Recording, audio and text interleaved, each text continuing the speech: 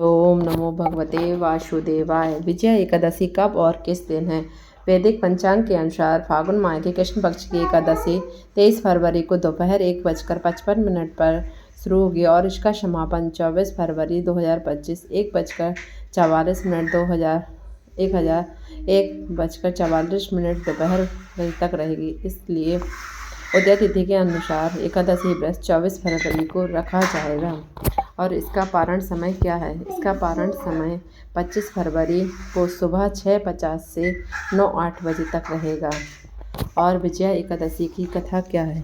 युधिष्ठिर बोले, हे जनार्दन, फाल्गुन मास के कृष्ण पक्ष की एकादशी का क्या नाम है और उसकी विधि क्या है, तो विस्तार से कहिए। भगवान श्री कृष्ण बोले, हे राजन, फाल्गुन मास की कृष्ण पक्ष की एकादशी का नाम विजया एकादशी है।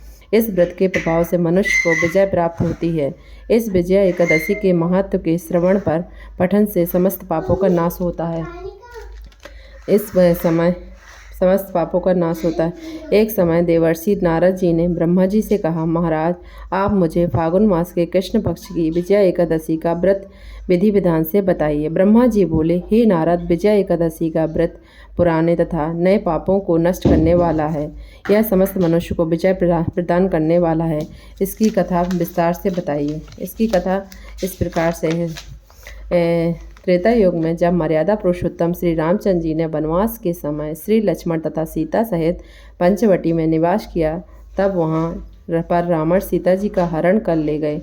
इस दुख से श्री रामचंद्र जी तथा लक्ष्मण जी अत्यंत व्याकुल हुए और सीता जी की खोज में चल दिए। घूमते घूमते जब वे मरणासन जटायु के पास पहुँचे, तो जटायु उन्हें सीता का वृत्तांत सुनाकर मृत्यु को प्राप्त हुए। कुछ आगे जाकर उनकी सुग्रीव से मित्रता हुई और उन्होंने बाली का वध किया। हनुमान जी ने लंका में जाकर सीता जी का पता लगाया। वहाँ से लौटकर श्री रामचंद्र जी से सब समाचार कहे। श्री रामचंद्र जी ने सुग्रीव की संपत्ति से वानर सेना सहित लंका को प्रस्थान किया। जब श्री रामचंद्र जी समुद्र किनारे पहुँचे, तब उन्होंने मगरमच्छ से युक्त उस अगाध समुद्र को देखकर लक्ष्मण जी से कहा, इस समुद्र को हम किस प्रकार पार करेंगे? तब लक्ष्मण जी बोले, हे पुरुषोत्तम, आप आदि पुरुष हो, सब कुछ जानते हो। यहाँ से आधा योजन दूर पर कुमारी द्वीप में वकदाल नाम के तेजस्वी मुनि रहते हैं। आप उनके पास जाकर उस उपाय पूछिए। लक्ष्मण जी के इस प्रकार के वचन सुनकर श्री रामचंद्र जी वकदाल ऋषि के पास पहुँचे और उनको प्रणाम करके बैठ गए। मुनि उनको पहचान गए। उन्होंने मनुष्य रूप धारण किया। मर्यादा पुरुषोत्तम से पूछा, हे राम, आपका आना कैसे हुआ? रामचंद्र जी कहने लगे, हे ऋषिवर, मैं अपनी सेना सहित यहाँ आया हूँ और राक्षसों को जीतने के लिए लंका जा रहा हूँ।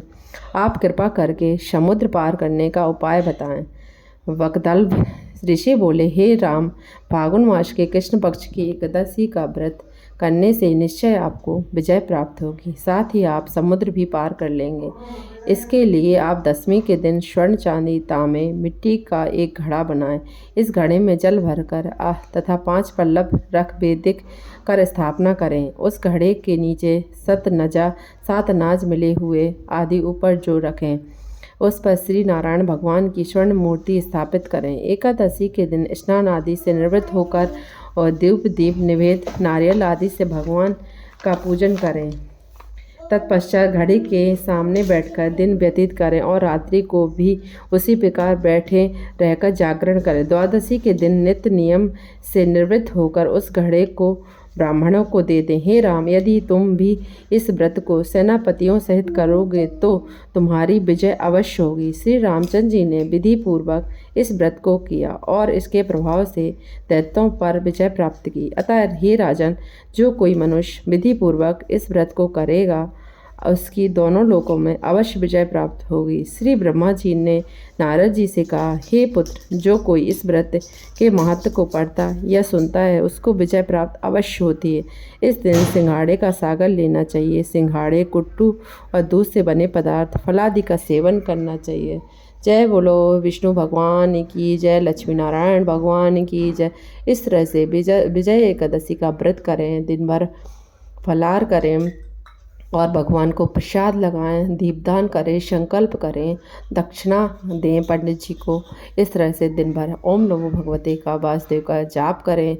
ओम नमो भगवते वासुदेवाय। इस तरह से विजय एकादशी का व्रत करें। ये कथा समाप्त होती है। जय श्री कृष्ण। जय ओम नमो भगवते वासुदेवाय।